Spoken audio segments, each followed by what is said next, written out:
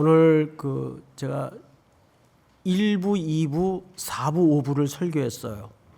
3부 때 손님이 좀 오셔서 목양실에서 응대를 하는 가운데 너무 기분 좋은 얘기를 좀 들었습니다. 저를 40대로 보더라고요. 40대. 진짜 그 옆에 증인도 있어요. 증인도. 이제 한참 참 오랜만에 뵌 분인데 기쁘게 대화를 하고 그분을 이제 보냈어요. 배웅을 하고 나서 예배 준비를 위해서 요 대기실에 와 앉아 기다리는데 이런 생각을 해보게 되네요. 만약에 내가 다시 죽었다가 부활을 하게 될 거 아닙니까? 그렇죠? 예. 저 부활해요. 예. 부활을 하게 되는데 몇 살 때 모습으로 부활을 할까? 이게 굉장히 궁금해요. 몇 살 때 모습으로 부활할 것 같아요? 모르죠. 뭐 아직 안 해봤으니까. 예. 가끔 이제 동년배 친구들을 만나면 10년만 더 젊었어도 20년만 좀 더 젊었어도 뭐 그런 이제 넋두리 겸 이야기를 많이들 하죠.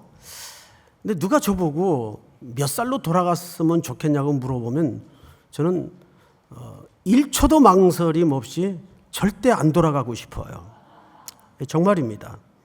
여러분들도 한번 제 나이쯤 가면 이게 무슨 뜻인지 알 거예요. 이 죄 많은 끔찍한 세상을 왜 다시 살라 그래요? 정말입니다. 진심으로 과거로 돌아가고 싶은 생각은 없어요. 지금이 가장 좋아요. 늘 현재. 현재가 가장 좋습니다. 또 반대로 너무 미래에 대해서 염려하고 걱정하는 분들이 꽤 있잖아요. 시대가 부정확하고 예측불허인데다가 불안하니까 내 10년 후 미래는 어떻게 될까 상상도 하게 되고 걱정이 한 90%죠. 그런데 그럴 때는 가장 좋은 삶의 방식은 오늘의 열심을 다해 충성하는 겁니다. 그거 외에 가장 좋은 방법은 없어요. 저도 이제 예측도 많이 해보고 계획도 많이 세워보잖아요. 목회 현장도 그렇고 개인의 삶도 그렇고. 그런데 지나와 보면 단 한 번도 예측대로 간 적이 없어요. 그러면서 점점 이렇게 내려놓게 되죠. 그래서 우리 인생의 주권이 정말 그분께 있구나. 저는 한 번도 제 예측대로 제 인생이 가본 적이 없어요. 하다가 어느 날 눈 떠보면 여기 서 있고 그렇게 되더라고요. 그래서 가장 좋은 삶의 방식은 너무 많은 계획을 세우다가 염려에 쌓이고 걱정에 쌓이는 것보다는 오늘 하루를 성실하게 살아내자. 그러면 그 하루가 쌓여서 인생이 되고 인생이 쌓여서 역사가 되지 않습니까? 아무것도 염려하지 말고 오직 모든 일에 기도와 간구로 너희 구할 것을 감사함으로 하나님께 아뢰라. 그리하면 모든 지각에 뛰어난 하나님의 뭐죠? 평강이 그 평강이라는 실체가 뭘까요? 주님과의 관계를 얘기하는 거예요. 하나님의 평강이 그리스도 예수 안에서 너희를 지키리라는 말은 그 평안함으로 다스린다는 말이 아니에요.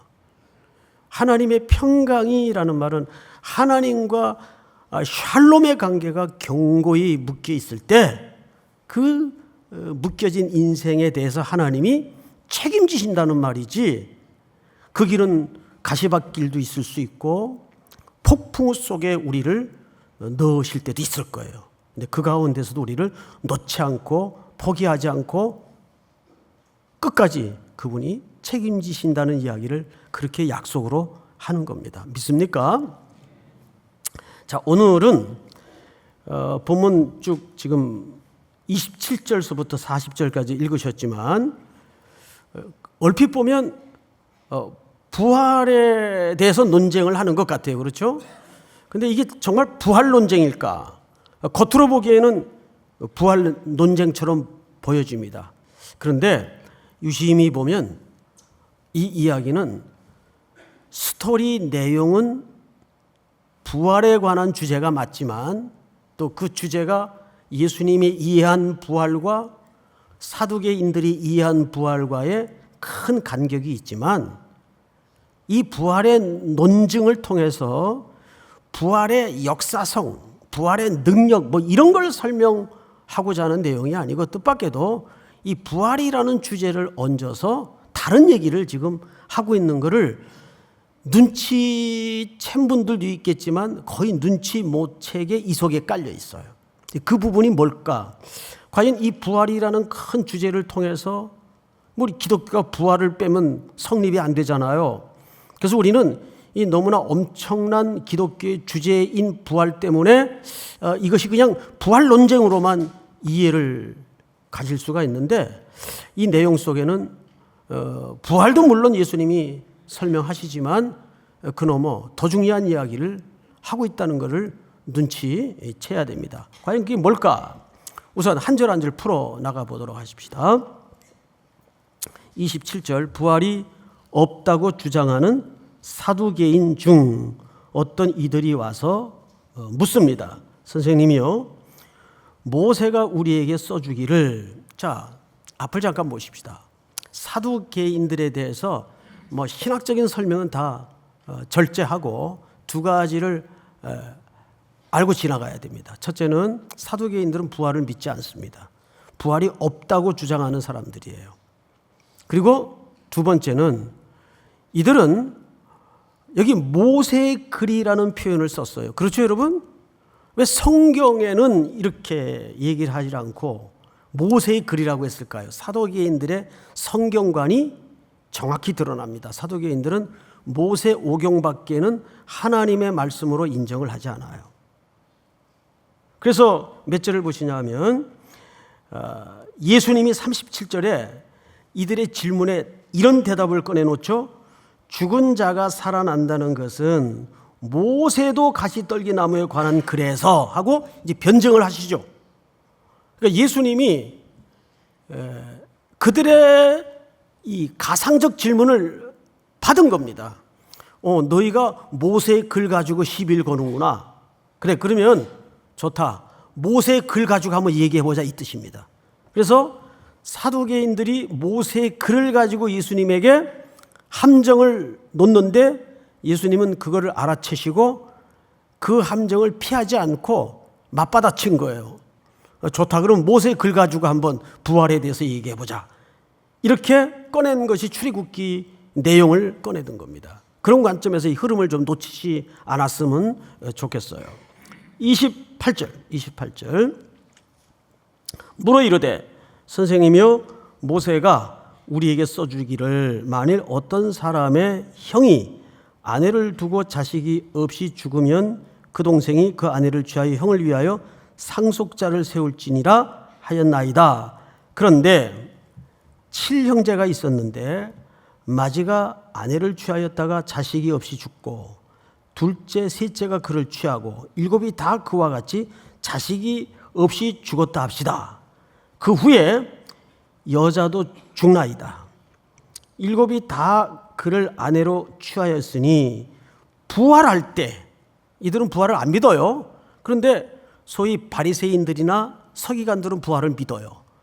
그래서 이 둘 사이는 신학적으로 굉장한 싸움이 있죠, 항상. 그러니까 사두개인들은 좀 진보적 진영에 속합니다. 아이러니하게도. 근데 이 당시 진보적 개념은 오늘날 우리가 이해하는 그런 진보적 개념이 아니에요. 로마 정권과 밀착된 그룹을 이 시대에서는 진보적 그룹이라고, 굉장히 좀 신문물을 빨리 받아들이고 현실적인 신학적 관점을 가진 그룹이 진보적 그룹인데, 이 사두개파들은 로마 정권에 빌붙어서 모든 이권과 특권을 챙겨 먹는 사람들이에요. 반면에 바리새인들과 서기관들은 굉장히, 그러니까 바리새인 안에 서기관이 있다고 보는 것이 맞습니다. 근데 이들은 굉장히 보수적인 사람들이에요. 보수적인 사람들이라는 것은 어떤 의미인가 하면 항상 로마 정권과 이 사두개파와 대립각을 갖고 있는 사람들, 이 사람들은 보수적인 사람들이에요. 그래서 굉장히 핍박을 많이 사실 당했습니다. 그리고 이들은 부활을 믿어요, 신학적으로. 그러니까 이런 신학적 차이가 있습니다. 근데 지금 사두개인들이 꺼내는 질문의 요지가 뭐냐 하면, 당신들이 그렇게 죽은 자가 살아난다는 그런 부활이 있다고 하면 이런 경우에 칠형제가, 이건 하나의 가정적 질문일 것 같아요. 칠형제가 이렇게 했다고 합시다. 그러면 부활할 때 이 여자는 누구 아내로 규정하는 것이 맞겠는가 이 말이에요. 이 땅에 있을 때 7 남자하고 다 계대 혼인법에 의해서 살았기 때문에. 자, 이것을 예수님이 이제 질문을 받았어요. 자, 그러면 여러분들이 똑같은 위치에서 입장에서 이 질문을 받았다고 했을 때 어떤 설명이 가능하겠어요? 진퇴양난이죠? 그래도 첫 번째 남편의 아내라고 해야 맞는 거 아닐까? 혹시 그런 상상해 보신 적 있나요? 자, 이거를 가지고 예수님이 반론을 어떻게 하는가 잘 보십시오. 몇 절을 보시냐면 34절입니다. 예수께서 이르시되 이 세상의 자녀들은 장가 가고 시집도 가되. 35절 다 같이 시작. 저 세상과 및 죽은 자 가운데서 부활함을 얻기에 합당히 여김을 받은 자들은 장가가고 시집가는 일이 없으며. 예수님이 여기서 표현한 극명한 2개의 인생길을 어떻게 표현했는가를 잘 눈여겨 보시기 바랍니다. 이 세상 저 세상입니다. 그렇죠? 성경을 다시 보세요. 34절. 예수님의 설명과 답변 속에 나타난 표현이에요. 예수께서 이르시되 이 세상 자녀들은, 현세에 사는 사람들을 얘기하겠죠. 이 세상 자녀들은 장가도 가고 시집도 가되 저 세상과 및 죽은 자 가운데 부활함을 얻기에 합당히 여김을 받은 자들은 장가 가고 시집 가는 일이 없으며 그들은 다시 죽을 수도 없나니 이는 천사와 동등이요. 천사와 동등이라 그랬지 이들이 천사로 된다는 말이 아니에요. 그렇게 또 오해해서 해석하는 분들이 있어요. 부활의 자녀로서 하나님의 자녀임이라 하면서 예수님이 꺼내든 예증이 바로 모세의 글입니다. 자, 이 사두개인들이 무슨 글을 가지고 시비를 들어왔죠? 바로 모세의 글을 가지고 시비를 들어왔어요. 그래서 예수님이 피하지 않고 정면으로 받아치는 것이 모세의 글을 가지고 이제 이 시비에 대해서 디펜스를 합니다. 내용을 좀 읽어보십시다. 제가 읽겠습니다. 37절. 죽은 자가 살아난다는 것은 무슨 뜻인가 하면 그 뜻입니다. 모세도 가시나무 떨기에 관한 글에서 주를 아브라함의 하나님이요 이삭의 하나님이요 야곱의 하나님이시라 칭하였나니. 38절 시작. 하나님은 죽은 자의 하나님이 아니요 살아있는 자의 하나님이시라. 하나님에게는 모든 사람이 살아나니라 하시니.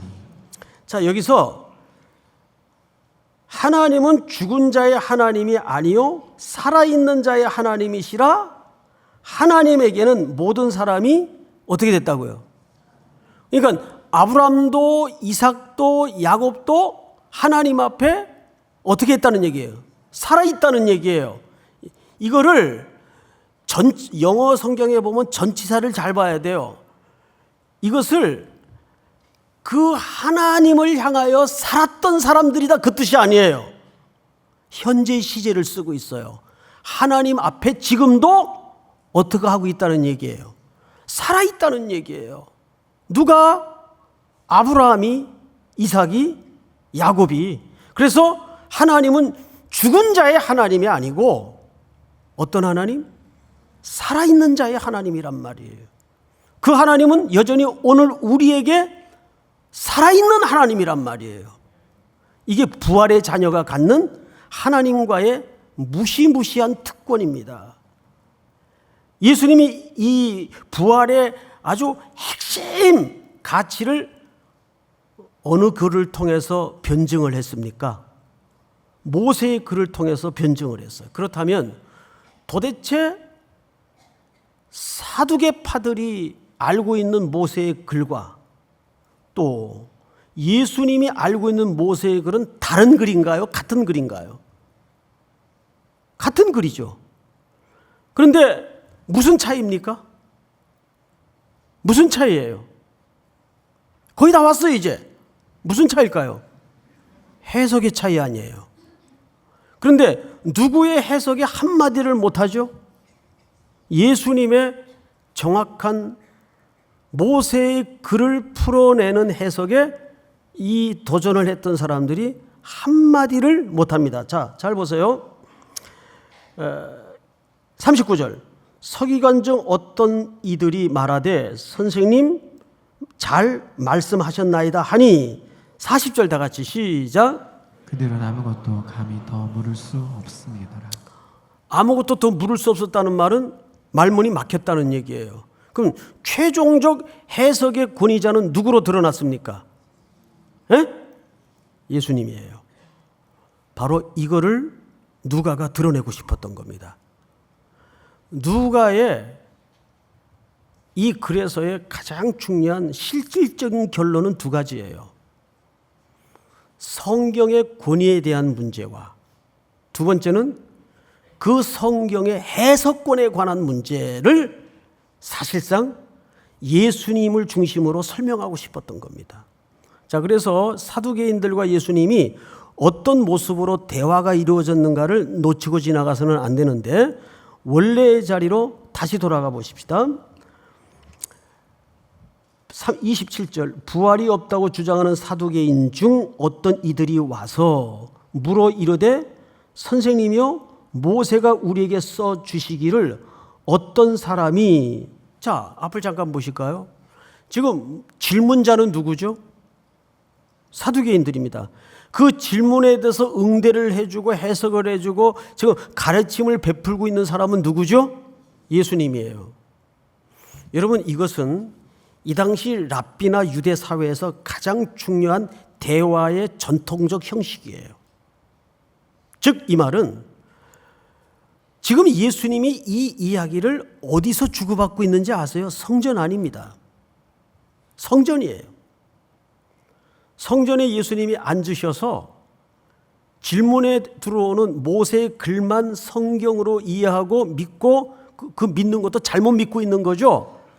그런 사람들의 질문에 대해서 응대를 하고 있다는 것은 정확히 두 가지를 누가가 설명하고 싶었던 겁니다.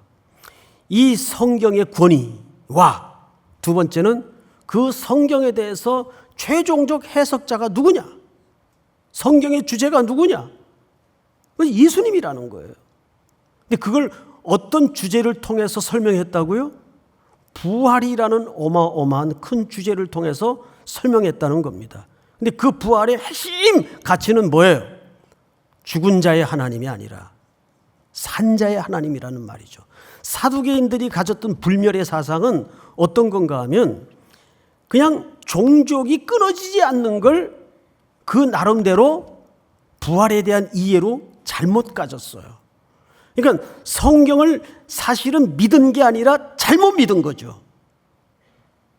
근데 여기에 살그머니 감추어진 인물 하나가 맨 마지막에서 들통이 나요. 그게 누군지 아십니까? 서기관입니다.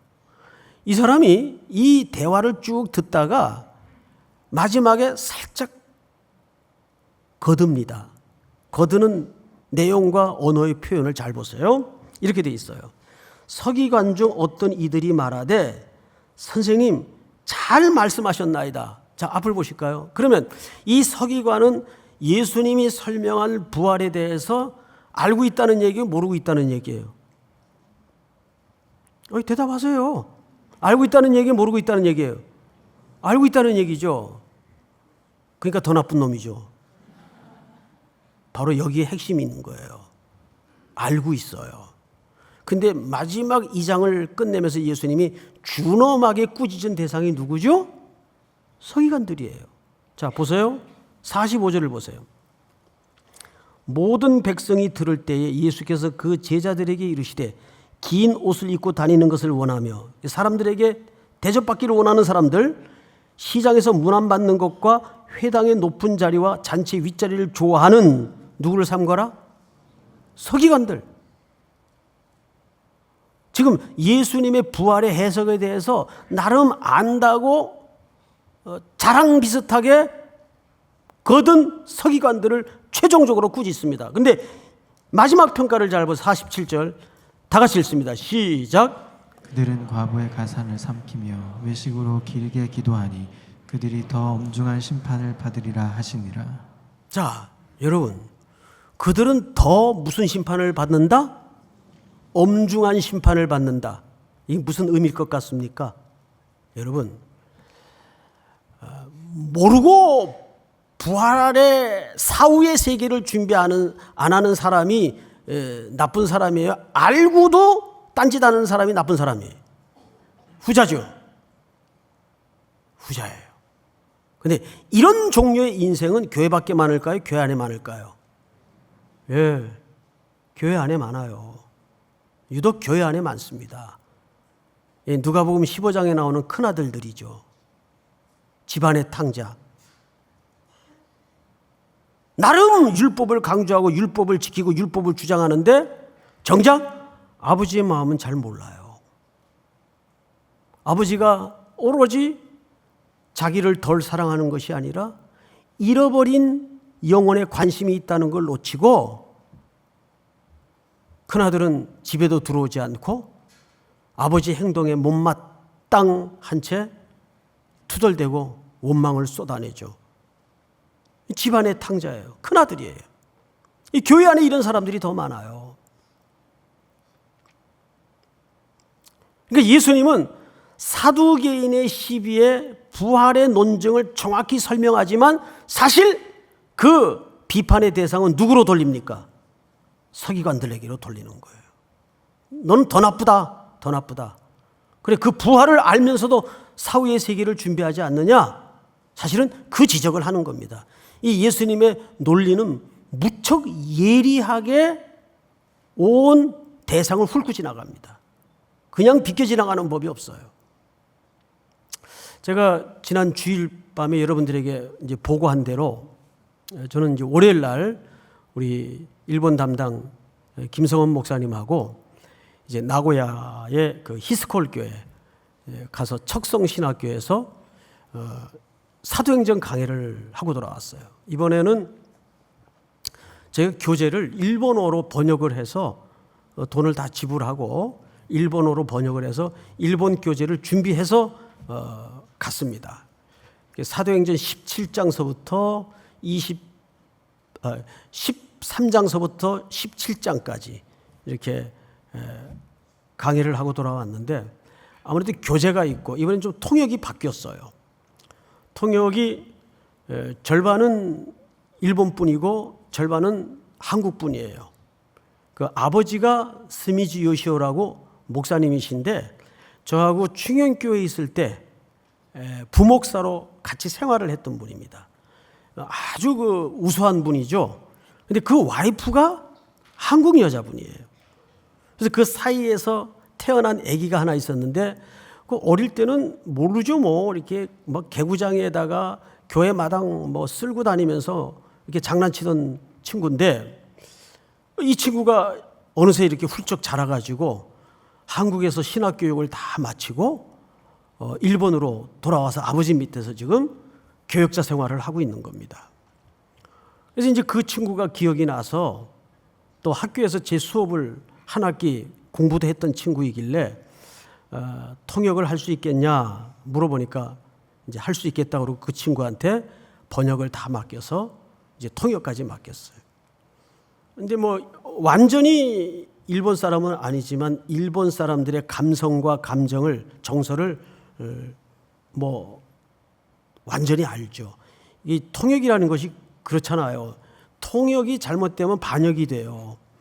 단순히 문장을 옮긴다고 통역이 되는 건 아니거든요. 이게 정서가 번역이 돼야 되고 감정이 통역이 돼야 이 완전한 통역이 이루어지는 겁니다. 그래서 그 나라 정서와 가치관과 문화와 또 그런 그 정서들을 제대로 알지 못하면 통역이 반밖에 이루어지지 않죠. 왜곡이 될 수가 있고. 근데 이번에는 뭐 워낙 통역을 잘하니까 뭐 강사는 그냥 거저 서 있는 거예요. 이 친구가 다 통역을 잘해서 아주 큰 이제 은혜를 함께 누렸습니다. 저도 아주 은혜를 많이 받고. 근데 이제 여러분들에게 겸사겸사해서 기도 제목이 하나 있는데, 그 교회가 일본에서 우리 삼일교회처럼 유독 젊은이들이 모여드는 아주 국제적인 교회예요. 외국인들도 많고 또 중국인들도 있고 일본 사람들이 설립한 교회인데, 이 교회가 아주 놀랍게 성장을 하고 부흥을 하댔는데 그만 지금 좀 어려움이 생겼어요. 거기 담임 목사님이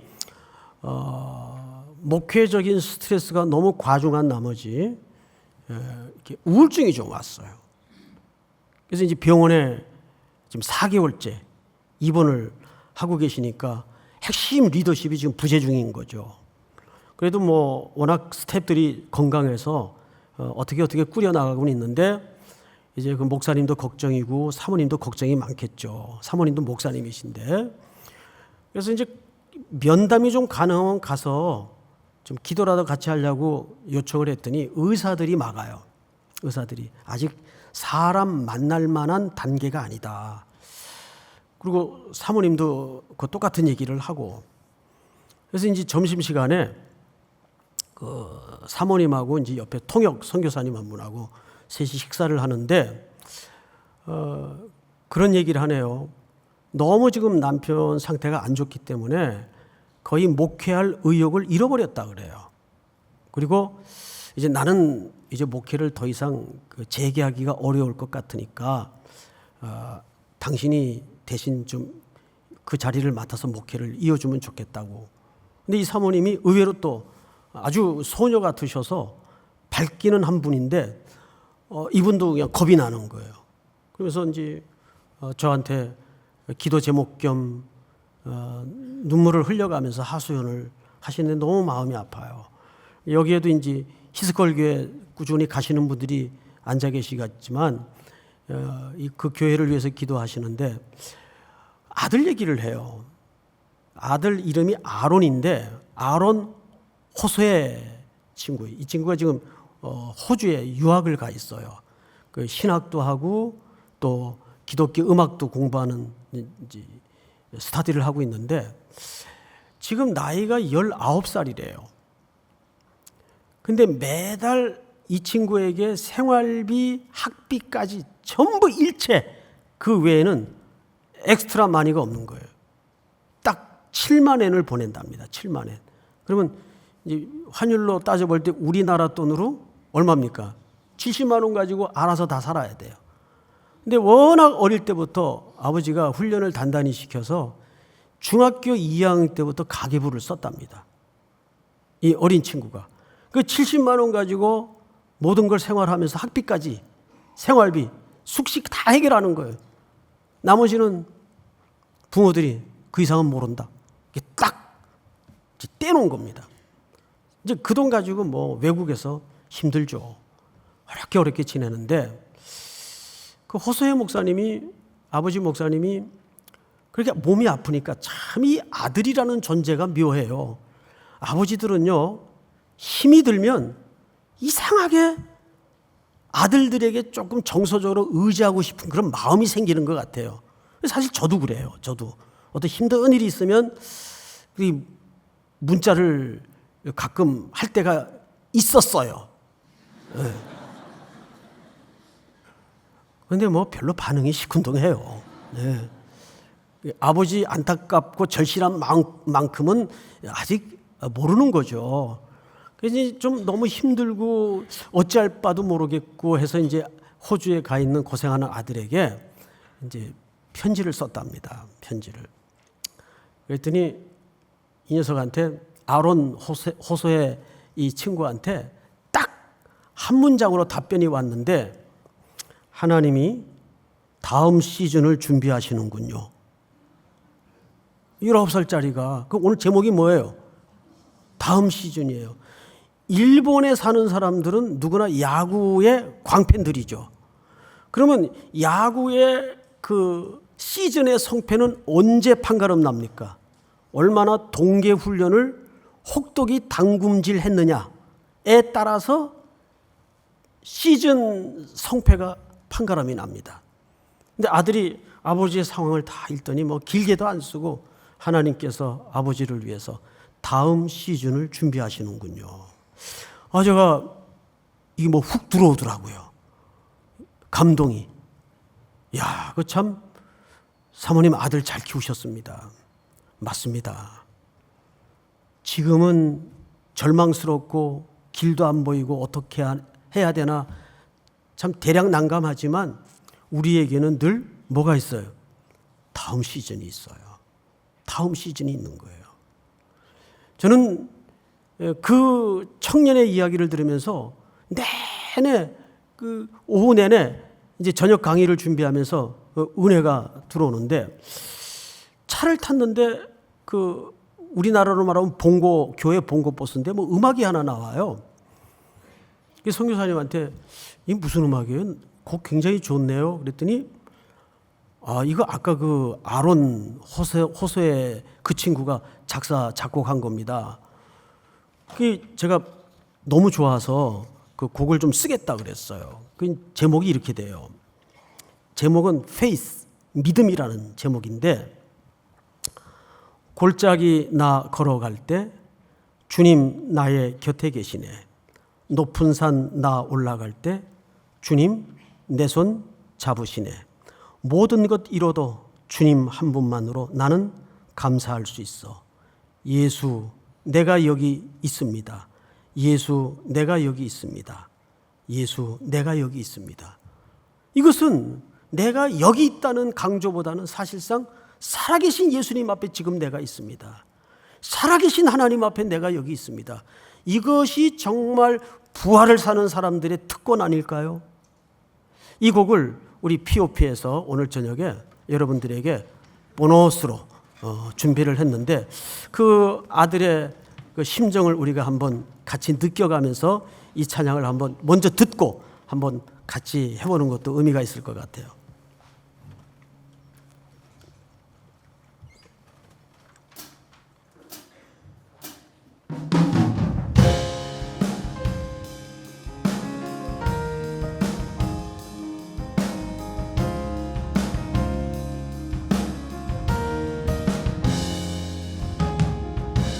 골짜기 나 걸어갈 때 주님 나의 곁에 계시네. 높은 산 나 올라갈 때 주님 내 손 잡으시네.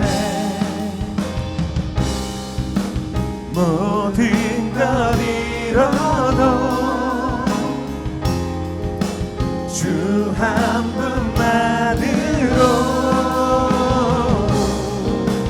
나는 감사할 수 있어.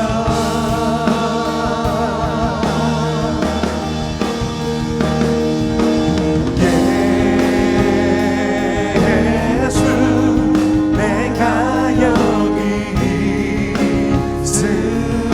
내가 여기 있습니다.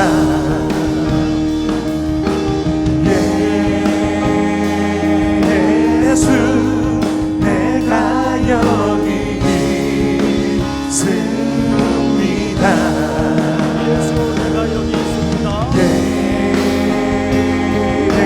예수 내가 여기 있습니다.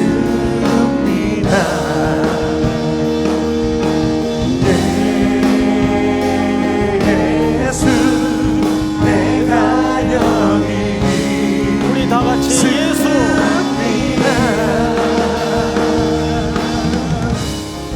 믿음이 있다면 저 산 들고 들리며 바다에 빠지리라. 믿음이 있다면 저 산 들고 들리며 바다에 빠지리라. 믿음이 있다면 저 산 바다에 빠지리라. 믿음이 있다면 저 산들도 들리며 바다에 예수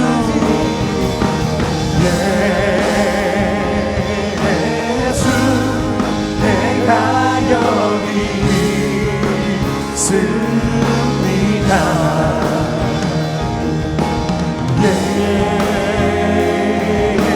예수 내가 여기 있습니다. 예수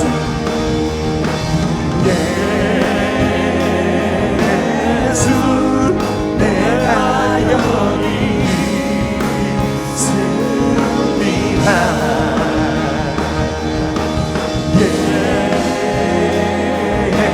예수 내가 여기 있습니다.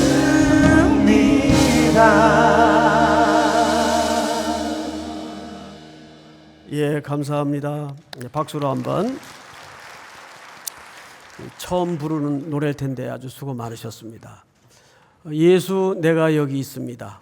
여러분, 사도계인들의 가장 중요한 문제는 첫째, 성경에 대한 오해였습니다. 성경을 잘못 알았습니다.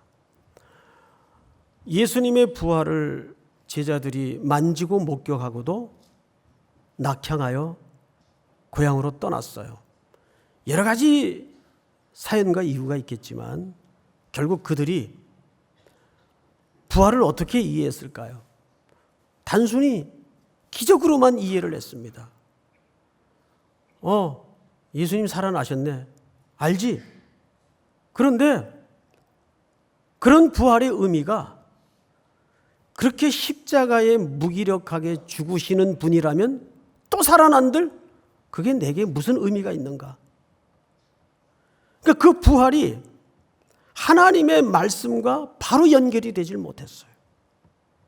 언제 그것이 확 눈에 전부 열어집니까? 엠마오 도상으로 낙향하여 실망하여 길을 떠나던 제자들 곁에 임재하셔서 예수님이 뭘 풀어줍니까? 이사야의 글에 그 예수에 대한, 메시아에 대한 글들을 풀어줘요. 그때 그들이 마음이 뜨거움이 일어납니다. 그러면서 부활의 주님을 그제서야 뒤늦게 깨닫게 되죠. 결국 어떤 이들은 부활을 그런 의미적인 부활로만 이해를 하는 수도 있고 그냥 계대 혼인법에 의해서 불멸의 개념으로만 이해를 하는 경우가 있어요. 그러나 오늘 여기서 말하는 부활은 첫째가 성경을 어떻게 이해하는가가 가장 중요한 관건이었습니다. 그리고 그것을 최종적으로 해석해 주는 마지막 권위자가 누구세요? 예수님이십니다. 오늘 이 말씀이 왜 우리가 하나님 말씀해야 되는가? 왜 진리도록 진리해야 되는가? 그 명백한 근거와 이유가 여기에 있습니다. 우리 삼일교회 모든 청년들과 성도들은 주님 다시 오시는 그날까지 먼저는 하나님의 말씀을 이해하고 깨달을 수 있는 열린 지혜를, 그 은혜를 누리기를 바라면서 이 부활이 죽은 자의 하나님이 아니라 산 자의 하나님, 그 앞에 오늘도 내가 여기 있나이다, 살아계신 하나님 앞에 내가 서 있나이다 하는 고백으로 또 한 주를 힘있게 걸어가는 저와 여러분들이 될 수 있기를 축복합니다. 우리 다 일어나십시다. 우리 마지막 찬양은 송축의 내용은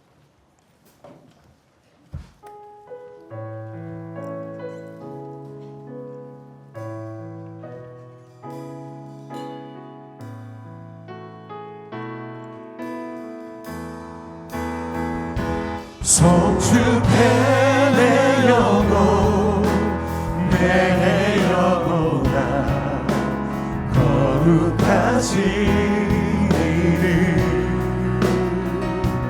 이전에 없었던 노래로 나 주님을 송축해 내 영혼 송축해 내 영혼 내 영혼아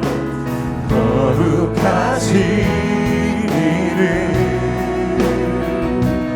이전에 없었던 노래로 나 주님을 경배해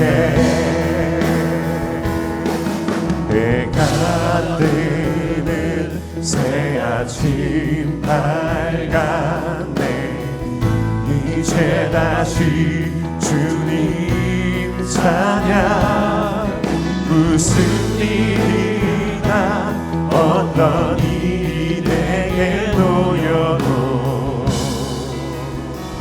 저녁이 올 때 나는 노래해 송축해 내 영혼 내 영혼아 거룩하시기를 이전에 없었던 노래로 나 주님을 경배해 송축해 내 영혼 송축해 내 영혼 내 영혼아 거룩하시기를 이전에 없었던 노래로 나 주님을 경배해 우리 한번 머리 숙여 기도합시다. 먼저 오늘 주신 말씀을 기억했으면 좋겠습니다. 사두개인들도 성경을 안다고 얘기했고 심지어 서기관들은 예수님의 부활의 해석에 참 말씀 잘하셨다고 동의까지 했습니다. 문제는 어디 있었죠? 성경을 진실로 몰랐기 때문에 저 사후 건너편 진정한 삶에 대해서 전혀 준비하지 못했다는 사실입니다. 그런 진정한 세계가 또 우리 앞에 놓여져 있다는 것을 믿지 않았습니다. 살지 않았습니다. 늘 하나님은 하나님의 백성들에게 그 어린 청년의 고백처럼 지금은 힘겨워도 지금은 겨울을 만났지만 다음 시즌을 준비하고 계십니다. 그 약속의 말씀대로 믿고 오늘도 살아계신 하나님 앞에 서 있도록 도와주시옵소서. 죽은 자의 하나님이 아니라 살아계신 하나님 앞에 내가 서 있습니다. 이 찬양의 고백처럼 그런 생생한 살아계신 하나님 앞에 살아내는 한 주가 될 수 있도록 인도해 주시옵소서. 또 우리 호소의 목사님 회복을 위해서 간절히 기도하십시다. 교회가 한창 불일 듯 일어날 때 참 아픈 소식입니다. 그러나 하나님께서 그 연약함도 회복시키시고 교회를 붙들어 주실 줄을 믿습니다. 우리 한번 주여 부른 다음에 소리내어 통성으로 기도합니다. 주여